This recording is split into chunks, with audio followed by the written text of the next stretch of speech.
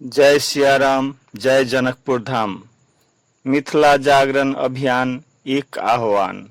कहियो ज्ञान, संस्कार, सभ्यता आ समृद्धिक प्रतीक रहल मिथिला भूमि पर विदेहराज जनकक आदर्श शासन, जगत जननी श्री किशोरी जी के त्याग, ऋषि मुनि सभक तपस्या आ विद्वान सभक ज्ञानधारा प्रवाहित होइत छल।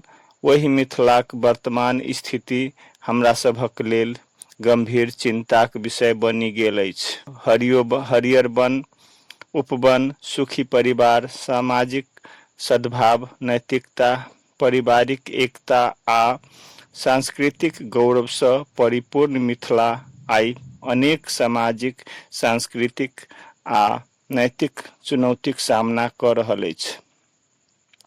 एक समय छल जखन गाम घर में अपनापन, सहयोग, सम्मान आ आत्मीयता जीवनक आधार छल। परिवार सामाजिक शक्ति छल। बच्चा सबके संस्कार घरे से भेटैत छल। समाज में बड़ छोटक सम्मान आ नैतिक जीवन शैली सामान्य बात छल। मुदा आइ परिस्थिति बदलि रहल अछि।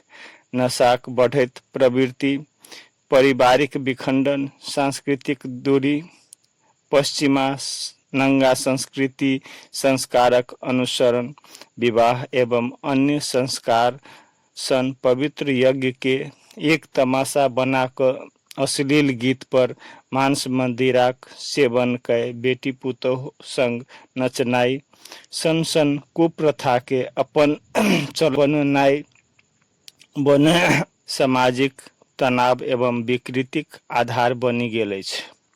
मांस मदिरा एवं विषाक्त अन्न, साग सब्जीक सेवन स्वास्थ्य समस्याक आधार बनैत जा रहल।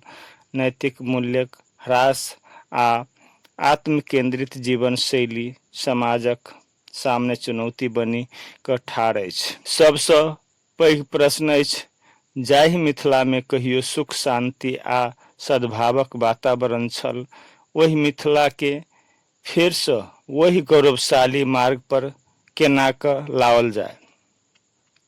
एहि प्रश्नक उत्तर कोनो एक व्यक्ति, संगठन वा सरकार लग नहीं अछि।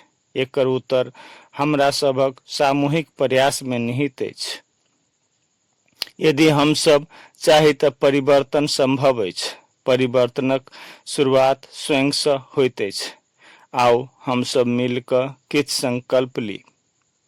नशा मुक्त समाज निर्माणक दिशा में काज करब। अपन बच्चा सबके नैतिक शिक्षा, संस्कार आ चरित्र निर्माणक शिक्षा देब।